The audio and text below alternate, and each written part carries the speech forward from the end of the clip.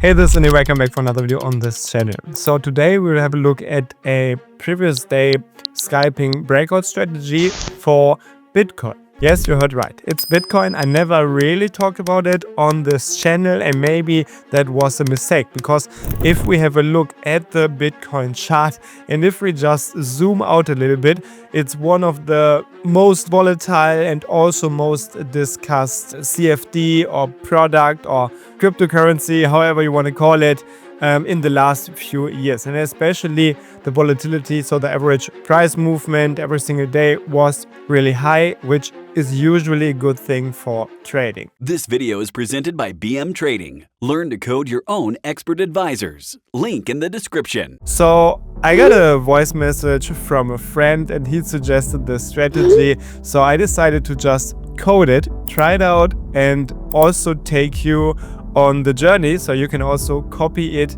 if you're interested. So what he said was that we will have a look at the daily chart and then we want to trade breakouts above or below the previous day candle, and that's a pretty basic strategy. We will then also implement a take profit and a stop loss and a trailing stop loss. He said the trailing stop loss should not be too narrow, because then we might get stopped out before the price even has a chance to really break out from the previous day candle. But yeah, we will keep everything very flexible, so the user, or in other words, you also are able to change it quickly in the input settings for the expert advisor. So this makes the testing process a lot easier. So that's pretty much the game plan. So I think I don't have to explain the strategy too much. It's a really simple strategy. Let's say, for example, on the 9th July 2025 here, the high of the candle was around 112,100, and then on the next day, the 10th of July, we just had a open which was below the previous candle high, but then the price increased, and then we had this breakout level at this number that I just mentioned, and then the price went up even more and generated more than 1% profit on the actual price. So this would have been a nice profit, and then we can close the position either in TP or using a trailing stop loss or at the end of the day. But yeah, let's just implement all of this so we can all do a lot of testing with this program, because that's one of the main benefits of automated trading, right? So without further talking, let's jump right into this. So if you're in your MetaTrader 5, go to Tools, MetaCourse Language Editor.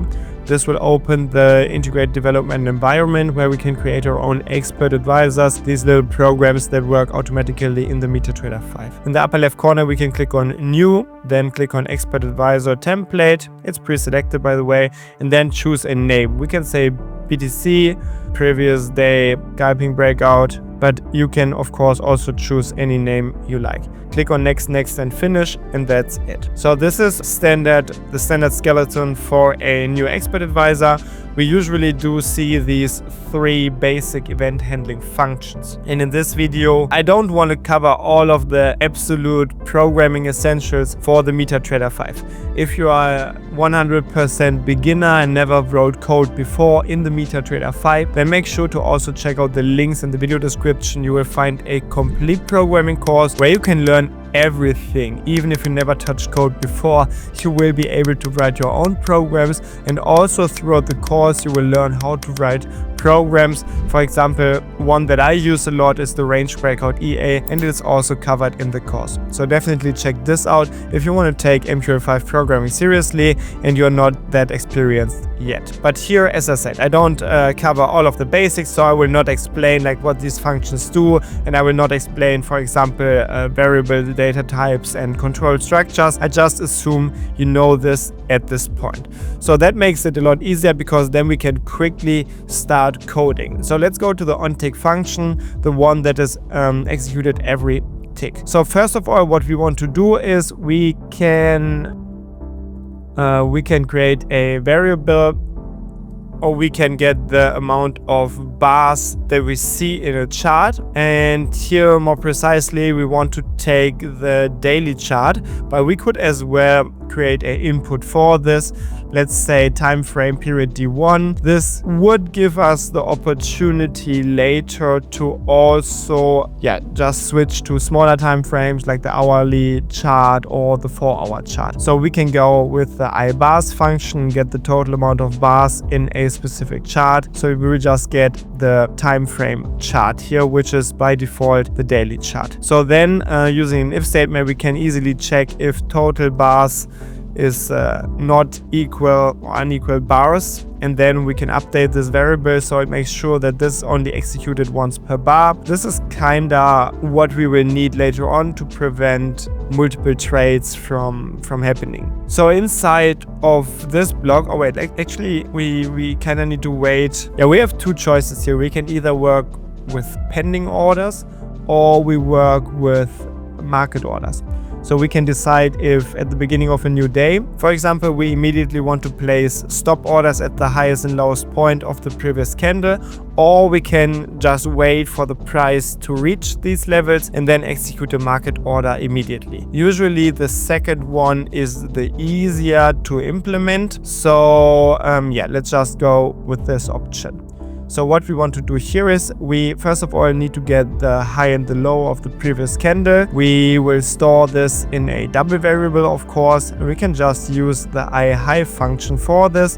It is a function that gives us the high price in a specified chart, specified by a symbol and time frame, and at a specific shift index. So shift index will be 1, which means that we get the high of the last bar. Then we also want to get the low of the last bar. Here, instead of the iHigh, we will have to use the iLow function. So this will give us the high and the low of the last bar. So now we just need the current price. So let's get here maybe the bid price, which we can get using the symbol info double function. And while we're doing this, we can also get the ask price already, because I think we might use this later on when we implement the trading stop loss. So this will just request the bid and ask price and store it in the bid and ask variable of type double. So now here we can check if the price, let's work with bid price here, if it jumped above the previous day high, or if the bid price fell below the previous day low, because in this case we want to open either a buy or a sell position. Talking about position openings, whenever we want to open positions in MetaTrader 5, the easiest way is to use the trade.mqh file. It is a file that comes with your MetaTrader 5 installation, so you should have it. You can find it in the navigator under include trade, and then you will find trade.mqh. You can have a look at it. It's also discussed in more detail in my programming course that, again, you can find on my website. Just check out the links in the description. But in short, what we can find in this file, it's the ctrade class, which contains a lot of, mainly we use the functions to open and close and manage positions or orders or whatever it has to do with like trading operations. So what I usually just do for convenience, I create a global ctrade object, which I usually call trade, but you can call it whatever you want. And then now we can use this trade object to open buy or sell positions. So if we have a buy breakout, so the price jumped above the previous day high, then we want to open a buy position. And here we can either open with a fixed lot size, like 1 lot, or we can calculate the lots based on a percentage of the account or a specific amount of money that we want to risk. Let's go with the fixed lot size for now, and maybe we can implement something later on. So let's just go with the lots here. Then the symbol will be the chart symbol. In this case, it will be Bitcoin. And then the price, it can be 0 for a market buy order, because we just want to open at the current market price. We could also put ask here. It shouldn't make a difference in the actual outcome. And then we can provide SL and TP. So let me create 2 variables for this. And for now, I will just put 0 here for SL and TP. So we put SL and TP, and we could add a comment. You can write something like Bitcoin previous day scalp, or something, but you can choose really like any comment you want. And you also do not have to do this. And then let me copy this for the sell positions. Here, instead of buying, I want to sell. We usually sell, or we always sell at the bid price. There's no other way. And SL and TP also will remain 0 by now. So now what I want to do is, I want to take this here. We cannot leave it here because this means at the beginning of a new daily bar, we then automatically update the total bars variable. So we would check this only once at the beginning of the next one day candle, which doesn't make sense because it's very unlikely that the breakout happens in the first tick. So what I want to do is I want to take it from here, and then I will just put it here and also here. So whenever we open a position, or when we send the order to open a position, only then we want to update this total bars variable and prevent more trades from getting open in the same candle. So this is enough for a first and quick test. I always recommend to do some small and easy quick tests, usually from time to time in your development process, because it helps you to see if you're still on track or if you're already messed up your code.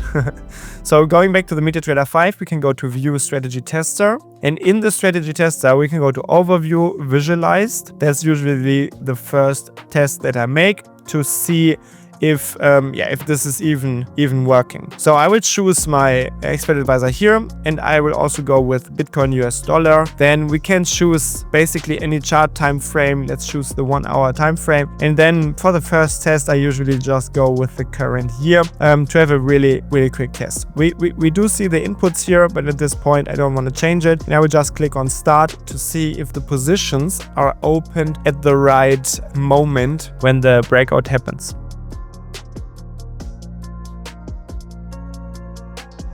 Okay, so here we are. First test is running, and let's see what happens. Okay, so we see the first trade. It's just one trade, which is good. And I think it is the breakout out of the previous day. So this is great. And next day, same thing. Then we do see a sell trade, which is also correct, I assume. So we're on the right track, I would say. And then we lose our account. But but from a programming side, this is great. So what we can do next is we can work on our TP and SL. Actually, what I want to do here is I want to have a TP and SL calculation in percent of the account. So let's say maybe this. I mean, the values can be changed. They are input variables. So what I want to do is, if SL percent is greater than 0, we want to calculate the SL based on the ask price. So ask minus ask multiplied with SL percent divided by 100. This should give us the SL for buy positions. And then same thing for TP. Here we of course want to add to the ask price, but the calculation is similar. And then we do the same thing for sell positions. Here we always base our calculations on the bid price, of course, and also for the TP. TP is equal to bid minus bid multiplied with TP percent divided by 100. There we go. So this should give us SL and TP. And what we can also do is we can say that how do we solve this? Because what I'm thinking about is we kind of want to close the positions at the end of the candle, right? Or at the end of the day. But if we just add a time, like 10 p.m. for example, it will not really work if we go down to the 1 hour chart or 4 hour chart. So what instead we could do is we could say input int close minutes before next candle or something. It's a very long name. I don't really like this, but it's okay for now, I would say. And then what we can do is we can say or we will add this when we loop the trades here for the trading stop loss also. But I mean, why not just do it now? So let's say we create the simple for loop. Positions total -1, like this. So we go through all of the trades. Then let's make use of the C position info class. It's the it makes it very easy to work with positions. So if positions select by index, so if we find a position, then we can check if time current. Oh, and wait, for this we also need to get the time of the current bar, like this, I guess.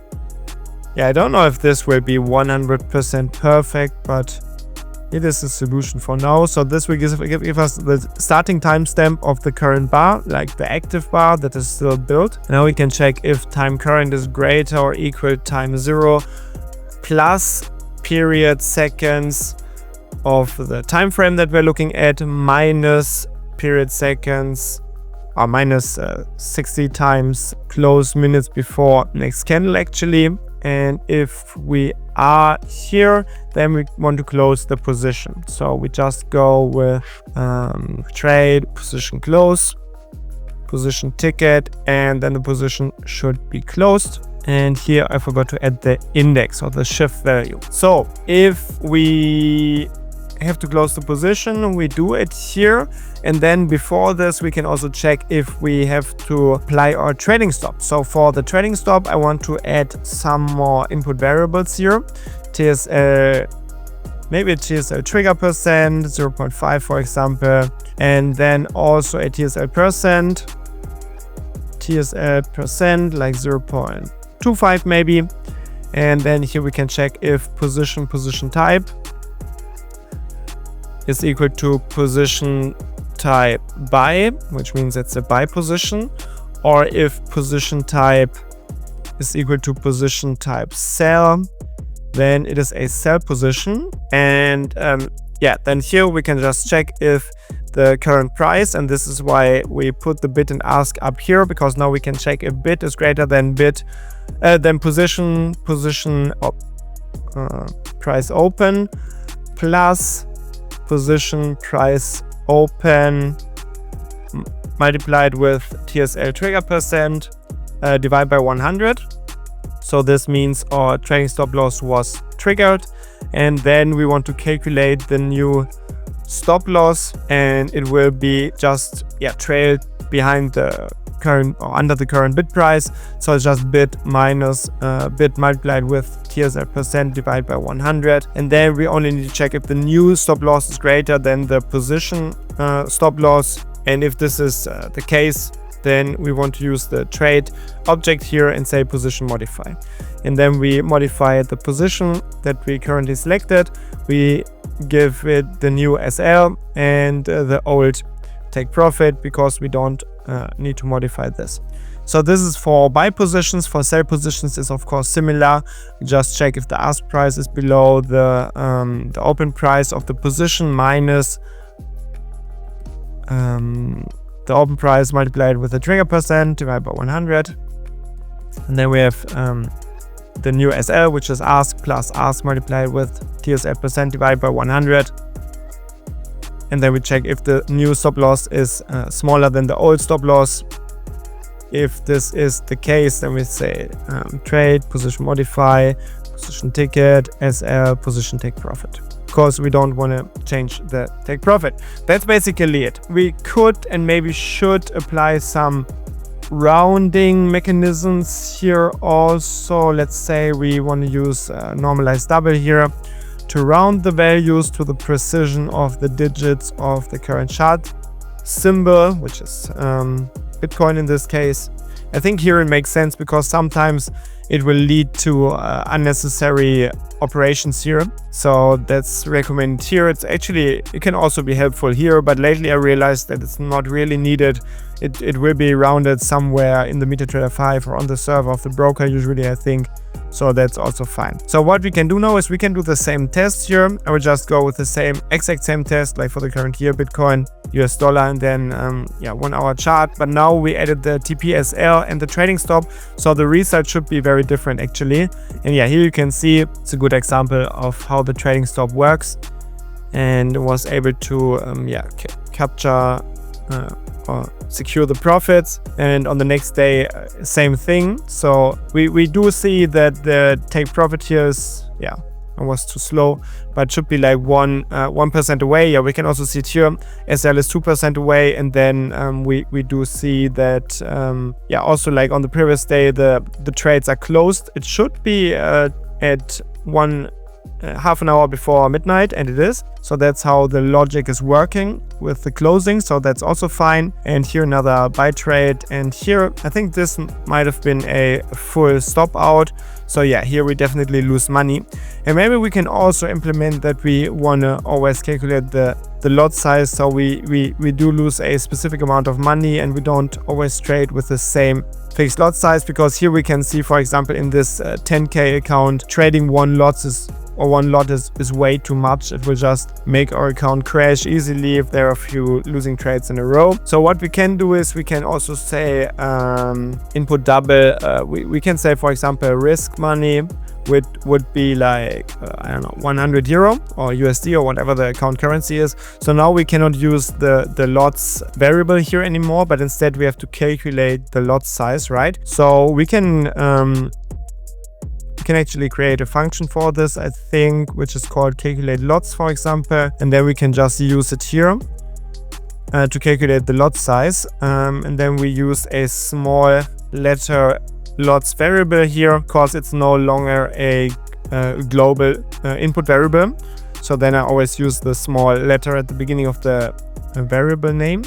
So for the lot size calculation, we do need the stop loss distance. So what we want to provide here is the stop loss distance. So we go ask minus SL, and here we go SL minus bid. This will give us the stop loss distance, because this is what we will need now. So for the calculation, we first of all want to figure out how many, or let's get the tick size first. Symbol info double, symbol trade tick size, and this will give us the amount of ticks, which is then just the SL distance divided by the tick size. And yeah, sometimes your broker does not provide the correct values. So if tick size equals 0, then we kind of want to return -1 or something, so we don't get a critical error. But also it's not super necessary, because if you're not getting the tick size from the broker, you can just divide by 0 and then the program will crash. But I mean, it doesn't matter, because why would you run a program that's not working anyway? So it doesn't really matter too much. But you could add these checks to prevent the errors. So this will give us the ticks. So then we need to figure out how much one tick is worth. So tick value is symbol info double, symbol trade tick value. And now we need to figure out how much risk we would trade for one lot. Risk per lot, it's just ticks multiplied with tick value, I guess. This is our risk per lot. And then we can just take our risk in money. And this should give us the lot size, right? Risk money divided by risk per lot. And then of course we should round this. Normalize double lots to precision of 2, and then we return the lot size. You might need to make some adjustments here, like if your broker, for example, only has 1 digit or no digits for Bitcoin, then of course you want to change this. Sorry, this was wrong. If your broker only allows like 0.1 lots traded or 1 lot traded, like the increments, and then you need to change this here, of course. But for my broker, I think 0.01 lot is fine. So I hope I didn't mess this up, but I'm confident that we should get a risk in percent here, which with these easy calculations. So let's just give it a go and test it in another visualized test. So here we do see there's a position, and now yeah, the lot size is a lot smaller than it used to be before. And yeah, you can see here this should be a profit of around half of what I wanted to risk here, and it's kind of true. Yeah, it was stopped out. So yeah, let's do some more tests to see if it's correct. And I think if we see the worst case stop here, yeah, it's around 100 now, because in the inputs we do say that we want to risk around 100. So I think the lot percentage calculation is not too bad. And yeah, now we can see that we also can survive like a little bit longer drawdown periods. I think at this point now it was the account was blown already in the previous test where we just traded with one lot always. And also this logic makes a lot of sense to implement it like this because the stop loss distance was very different throughout the years because Bitcoin, the Bitcoin value just increased so rapidly throughout the last years. So yeah, and I don't know why this is so slow if the trading stop is in action, probably because there are a lot of ticks in the chart.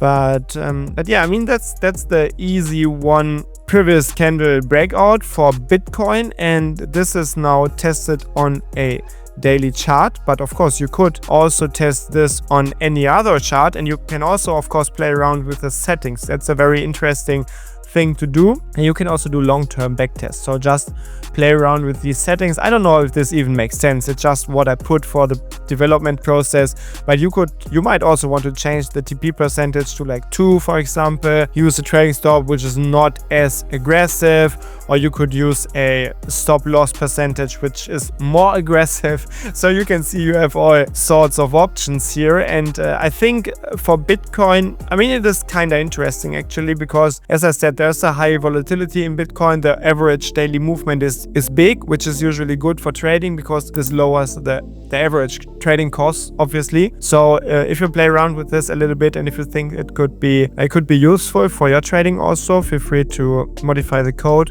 make it your own, use it, test it, and then also maybe you want to create a fully functioning program. And as I said before, also if you need any help with coding in the MetaTrader 5, if you want to learn more, definitely check out my MetaTrader 5 masterclass. It is a real a programming course that will teach you everything, all of the basics also that I did not cover in this video, like variables, data structures, etc., like really everything. You will find it linked in the description of this video. So I'm basically just waiting for this test to end here, and then that's it for this video, I guess. So you can see in this current year with the default settings that I chose, it would have been slightly negative, but to be honest, this is not too worse. Maybe it just needs a little bit of optimization to figure out what distances really make sense for TP and SL. So it could be an interesting strategy. Also, if you want me to do some more testing, maybe optimizations, let me know in the comments. And if you liked the video, please leave a like and also subscribe to the channel if you don't want to miss out anything on